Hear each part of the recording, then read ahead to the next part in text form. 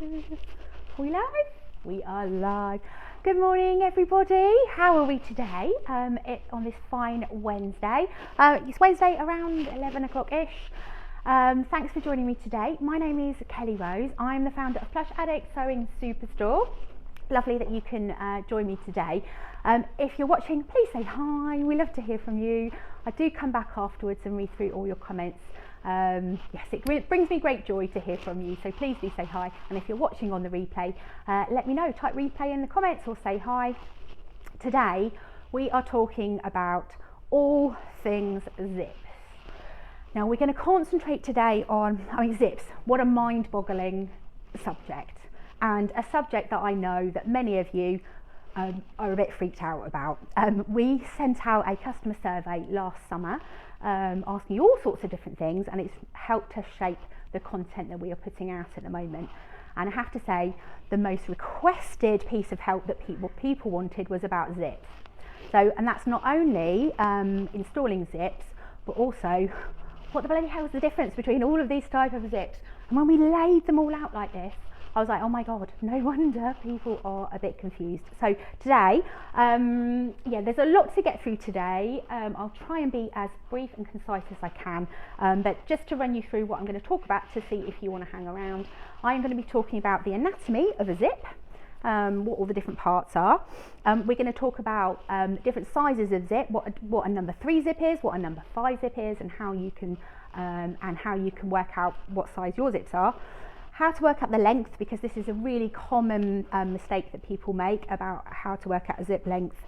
I'm going to be talking about different zip types and the teeth. I'm going to be talking about closed-ended. I'm going to be talking about continuous zips. I'm going to be talking about open-ended zips, and I'm going to be talking about lost. I think I'm on the wrong there. I'm going to be talking about invisible zips. Oh, is it coming off? Oh, we're right. And I'm also going to be talking at the end about zipper feet, and I'm going to be giving you a demo on how to put these rather fabulous pulls onto a piece of continuous zipper tape, which seems like it would be really hard, but in actual fact it's super duper easy. Alrighty, so let's talk about the anatomy of a zip. So a lot of this is pretty self-explanatory. You have got 2 stops. Oh, before I go on, I should say that we have got a blog article which is a summary of everything that I'm going to talk about today. It's going out on the newsletter on Saturday, so if you're not subscribed to our newsletter, just say me please, and we'll send you a link on where you can get that, and then we'll send you the link direct to your inbox. Alright, so anatomy. The anatomy of a zip. So we've got 2 stops on a zip. We have got the bottom stop, if it's a closed-ended, there, and then we have top stops at the top. And they're generally, each zip brand might do something slightly different. They're usually made of metal, and a zip stop does what it says on the tin. It stops your slider from falling off. So that's the first bit. The second bit that you may hear about is the slider. So this is sometimes called the slider, sometimes called the pull. It's the actual main bit of the zip that pulls the teeth together. Then we've got the zip teeth, which are the bits that open and close down the centre, and then we've got the zip tape, which is the bit that you sew onto your project. So how do we measure a zip? Now, a common misconception is the length of a zip goes from the top of the zip tape to the bottom of the zip tape. This isn't right. The actual length of a zip is the length of the zip teeth. I've got this right around. Whoop. There we go. So if we start at the top stop and go to the bottom stop, that is the length of your zip. So we can see here, this is a 12-inch zip, but if I were to measure the length of the entire tape, that's a good 1.5 inches longer. So that's a common frequently asked question that we have about zips. The next thing is about zip sizes. So you'll often see this number 5, so like a #5 or a #3, or we also do a #8, and that can be a bit confusing. Whereas zips are generally sold in inches, the size of a zip is in millimetres, probably because it's quite a small thing to measure. But all a number 3 zip means is, I don't know if you can see that there, is that the teeth are 3 millimetres wide. So a number 3 is 3 mil wide on the teeth, and number 5 is 5 mil wide on the teeth. And that's it. So nice and simple. So it's just, yeah, that hashtag can be a bit confusing, but that's all it is. So nice and simple. All right, so we've got 3 main varieties of zip teeth components. We've got the nylon teeth zip, which a lot of these will have. Now the advantage of having nylon teeth on your zip is they're really, really easy to alter. You can cut them easily. You can sew over them, generally without too much pain and without breaking your needle. As I'd say, you need a size 80 needle for this, but you can sew right over it without any problems. And they're also really, really versatile. So they're great for bags, pouches, clothes, all sorts of things. Then the next type of teeth that you have is a metal teeth zip, which we see we've got a couple there. Now the advantage of using a metal tooth zip, they're really strong and durable. So they're great for using on heavy items, maybe if you're sewing leather, jeans, duffel bags, that kind of thing. The other advantage is they're really, really decorative. So there is a real trend at the moment for using metal teeth zips. So you might not need the durability, but you might quite like the look, and that's great on the metal teeth zips. Disadvantages of using these, they're harder to alter. Because the teeth's metal, you can't shorten the zip with ease. You're not going to chop through those with a pair of scissors. You can shorten those zips, but you have to remove zip teeth, so it starts to get a bit faffy. But you need a pair of pliers, and there's a little highlight on the blog article that we're sending out at the weekend on how to do that. But yeah, they're stronger, more durable, but yes, the disadvantage is they can be a little bit heavy, and they are trickier to alter. But yeah, using pouches, using clothing, these zips here are actually jean zips, so if you're making trousers or jeans, they are the perfect ones to use there. And then the last type of zip teeth that we have are plastic moulded teeth.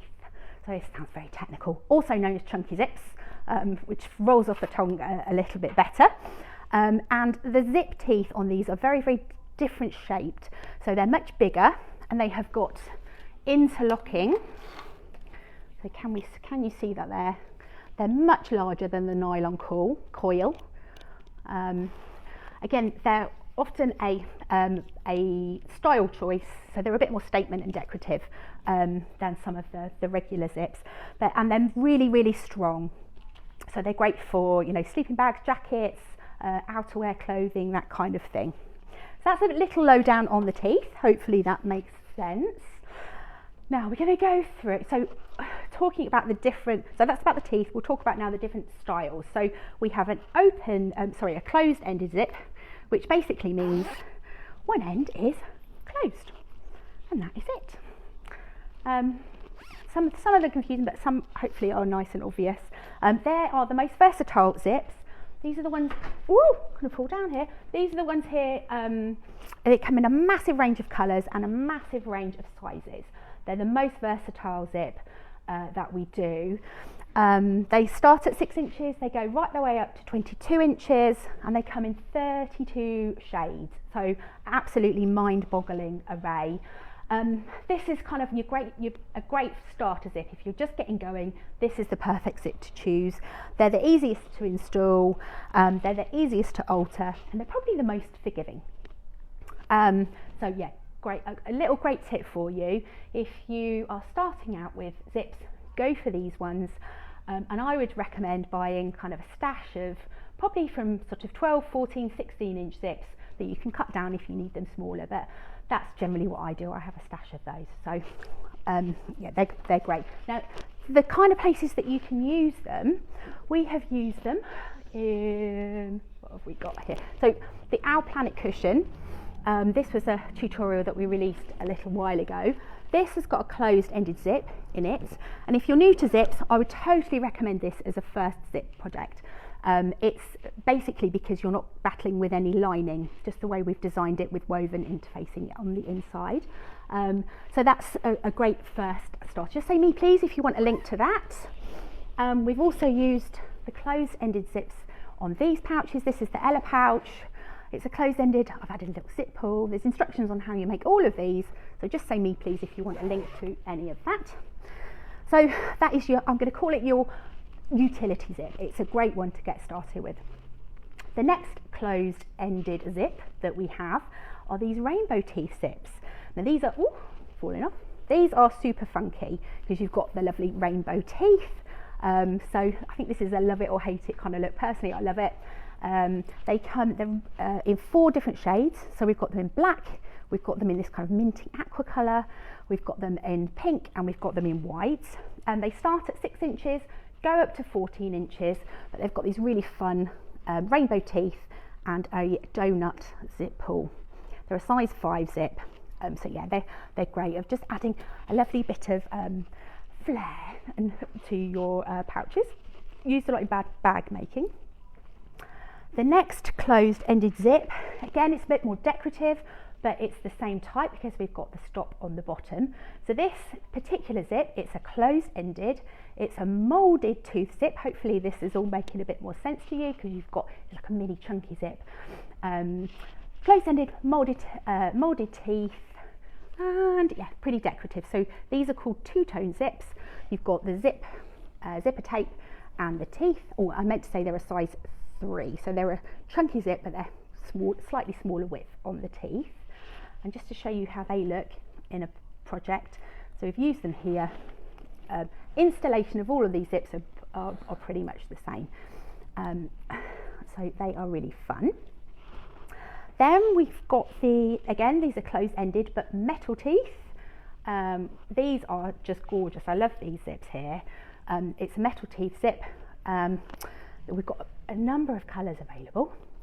I think they just come in one size. I'd have to double check on that, but you've got this lovely metal zip pull there. Again, when you're installing these, you want to make sure that you don't sew over the zip teeth on those. And then the jeans zips, also metal teeth. We've used them in this project here. I just think it gave a really nice little bit of a decorative accent to it. And these come in a number of different colours as well. And then the last closed-ended zip that we have are these lace edge zips. So you would these are sometimes called exposed zips because you don't want to insert these in the usual way that you do these, because part of the charm of these is the little lacy edge. So we've got a project that these that accompanies these as well. It's the Pamper Cosmetics bag. Again, say me please, we'll drop you a link to the resources page, and there's a tutorial available on how to insert these zips because it is different from the others. Alrighty. Okay. Alright, so have we got any questions so far? No questions. No questions? Well, that's good. I shall move on. So we are going to move on to the continuous zip. So what is a continuous zip? So all of these zips here you buy by a particular length. So you might want an 8-inch, 10-inch, they go up to about 22 normally. A continuous zip, you buy it by the metre, and as far as the anatomy of a zip goes, there's no zip pull on here, and there's also no stops. So why on earth would you want to use something like this?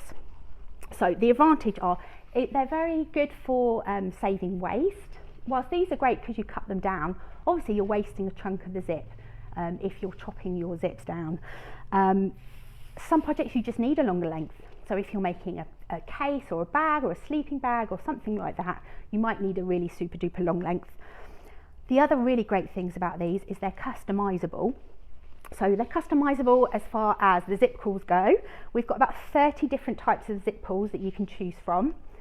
And the other thing I really like about these, we've got the funky rainbow colour over here in the continuous, but we also have the more kind of, they're metal look. They're actually nylon, so they have the advantages of being able to cut them and sew over the teeth like you would with the regular closed-ended zip, but they look like metal, so they're easier to handle. And we've got these in the bright colours, but we also have them in white, natural and black.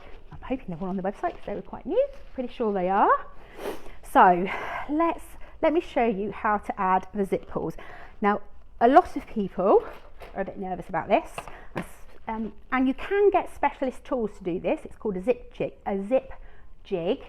But I have found there are 2 things that I need to install this.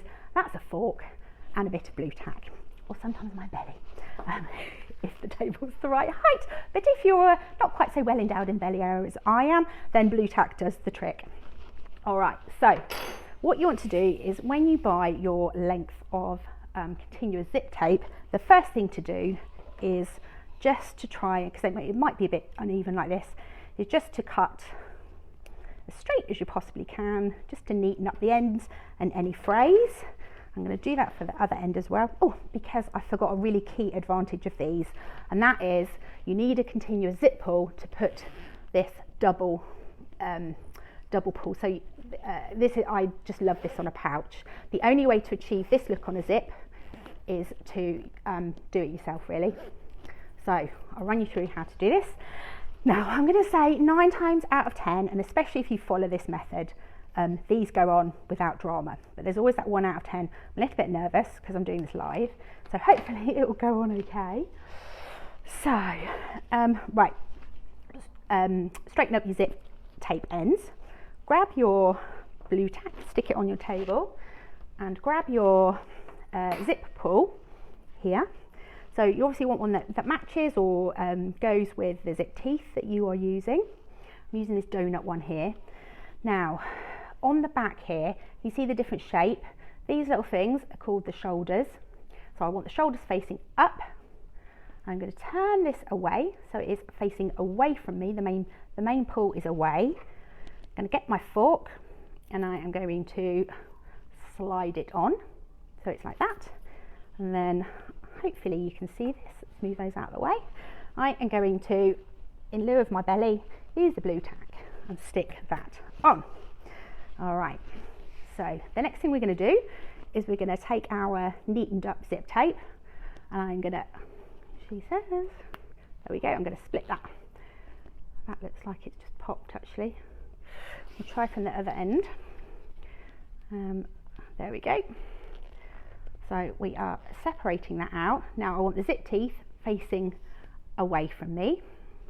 I'm going to turn it upside down. Now this, I have found, personal experience, is to be the trick. Now the first time I was trying to do this, I tried and I tried and I tried and I could not get it to work. And this was the tip that did it for me. You pop it, you feed your zip teeth in at a roughly 45-degree angle into the top of your shoulders, she says. And what you want to do is try and get both sides of the zip tape at the same time, and then there we go, it pulls. Ta-da! All right, now I'm hoping, the thing is, what's happened here is a little bit of the zip cotton has poked through, so I'm not sure this is going to go on, but we'll give it a go just as I cut it. So I'm going to try and pop it in from the other end. Fingers crossed.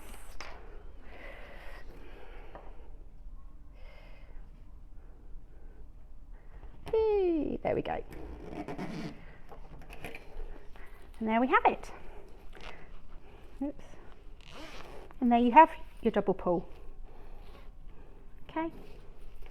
Hopefully that's demystified that and made it a little bit more accessible. So like I said, there's a YouTube video if you want to come back to it. So just say me please and we'll send you a link to that. Okay, so if you would like the advantages of the continuous zipper tape, but you don't fancy doing that, adding your own pulls, we have this other tape which comes preloaded with pulls, so you can get the nice long, we sell this in half metre increments, so if you need the longer length you use here. Now it does everything, dropping everything, does everything. The only thing you wouldn't be able to do with this one, you get one pull per half a metre, but although you get the multiple pulls, they're all threaded on the same way, so they will only ever open and close in the same way, so you couldn't get this one here.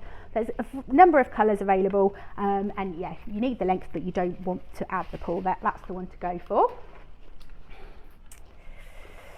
Oops, just so I don't miss anything. Right, open-ended. Open-ended, also sometimes called separating zips. Again, I'll put my two stops. My stop at the bottom though actually comes to the bottom, and you'll be familiar with this from clothing. It separates into two parts. So this is clearly the zip of choice if you're making jackets or coats or any piece of clothing where you want to unzip and and be able to get your item of clothing on and off very easily. We've got about 70 versions of these separating zips available.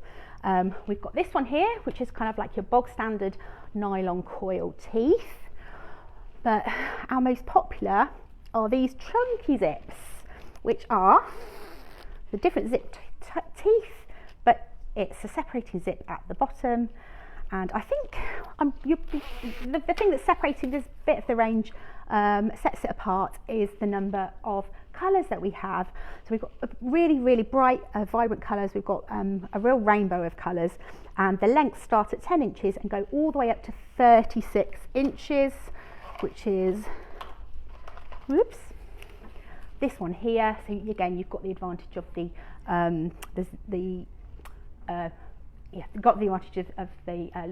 longer zip. Sorry.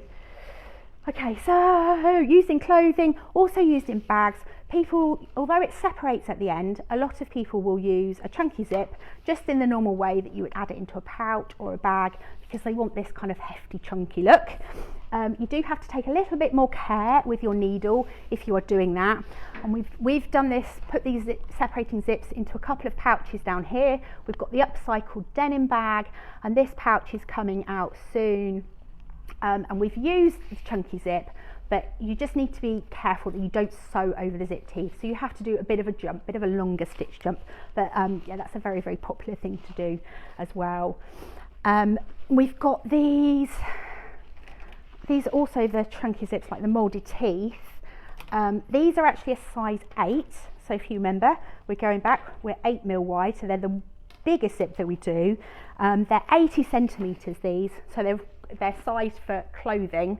But just like we did with the upcycled denim bag, we've just chopped it off, because you can chop it with scissors because it's plastic. Just be careful with this one with sewing it over. Alrighty, so let's talk about zip feet.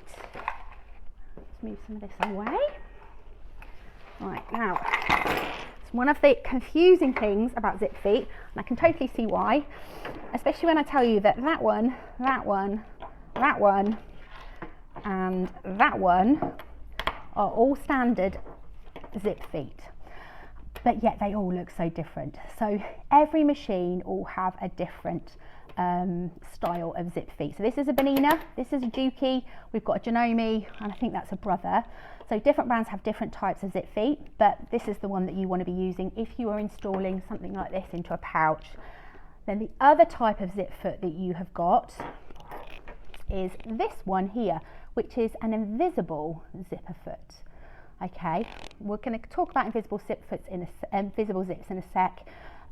But it looks like a normal foot from the front, but underneath you have got these ridges. Now you can insert a visible zip without one of these, but I wouldn't. I would invest in the right tool for the right job. If you've got the zip foot, the invisible zip foot, it makes installing the zip really easy. So the invisible zip, this is a really predominantly dressmaking zip. Let me show you here. Now sometimes it's called a concealed zip, so that's another bit of terminology that you might hear bandied around, and it's perfect for dresses, skirts, concealed pockets. Now can you see why it might be called an invisible zip or a concealed zip? Not really totally invisible, but it's great for something like this when you've got a bit of pattern matching going on, or you just don't want to see the zip. So this is one I did for my daughter a few years ago. So hopefully that demonstrates the fact that it is pretty concealed in there, but there is a zip in the background, hiding in amongst the pattern there. So if you've got an invisible zip foot, it's just so much easier to do. We've got a tutorial coming for invisible zips in I'm going to say probably next month. It's not, Natalie started work on it yesterday, so hopefully 4 to 6 weeks we'll have that out there. Yeah, best is with a zipper foot. They go from 7 inches right the way up to 22 inches, and there's 16 different colours, so there's a great range there. Alrighty, let's just have a quick, do we have any questions, comments? There's a question from Wendy about the continuous zips. Yeah. Do you have to sew the ends in? Do they need tabs on the ends? How do you sort the ends? You just bury them in, well, there's a number of different things you can do. So I have done a zip tab on the end there, or you just bury them into the seam.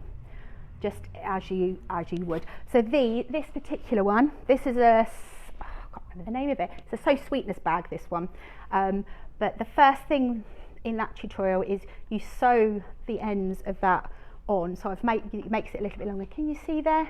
So you sew that in and you do that on both ends. So literally using fabric to conceal, to grab, I'm not using the right word, but yeah, you need to finish it off in some way within your project. Now let's see, oh, there I am. I think we figured out a way. Yeah, I can see the comments. Brilliant. Hi Jackie, hi Margaret, Melinda, hello. Alison says she avoids zips at all costs. I need to learn for this thing. I would definitely recommend the cushion tutorial for you. That's actually a centered zip, and because there's no lining, it makes it really, really super simple. There's a link to this, and I think we've also separated it out into its own little blog. Helen, me please, Jemima, hi. Any other questions? Oh my God, I'm living for all these zips, says Shelley. Brilliant. I was absolutely astounded when we laid them out like this. And this isn't even all of them, all of the different sizes. I was like, goodness, no wonder people are confused. I found trimming a few teeth off one side helps, Sandra says. Does that mean on the continuous, Sandra? I think that's wow, you make it so easy. Sylvia says, well, I think once you know the knack, there's these little tricks. Yeah, I'm not scared of them anymore. I used to think, build myself up to it because I thought it would take ages, but it's good. Wendy says, how do we finish? We've come back. Thank you, Sandra, adding zipper tabs. I'm in love with that dress. My daughter would love it. Yeah, my daughter's well grown out of it now. I think that's, I made that probably about 3 years ago. Una, is that how you pronounce it? Loving your videos, thank you very much. And Pauline, great information. Helen says, love the zip pulls. Do they fit all sizes or how are they graded? No, they don't. So coming back to my earlier points, these zip pulls are for number 5 zips. So zip tape. So you need to match the size of the zipper pull to the size of the zipper teeth. Otherwise they won't match. So all the ones that we have in stock, the continuous zips, where you add your own pulls, they're all size 5. So you get this slightly chunkier look. Alrighty, I think that's about it. If you're watching this a bit later, we'll still come back and answer your questions throughout the day, so thank you very much for that. Just a little sneak peek for next week. We are releasing this Happy Birthday bunting, which I'm a little bit in love with. So there's instructions on how to make the bunting. It's a great beginner project, but also we're releasing these letter templates, and you can applique those on. The idea behind this is we're trying to go as zero waste as we possibly can, and it's a great, not only is it bright and cheerful, but it's a project that you can use for birthday after birthday. So yeah, you hang on to it instead of throwing it away. So that's coming out next week. Me please, if you would not on the newsletter and you want us to send that. All right, well thank you very much everybody. I shall see you next week, and I hope you have a great week. All right then, bye.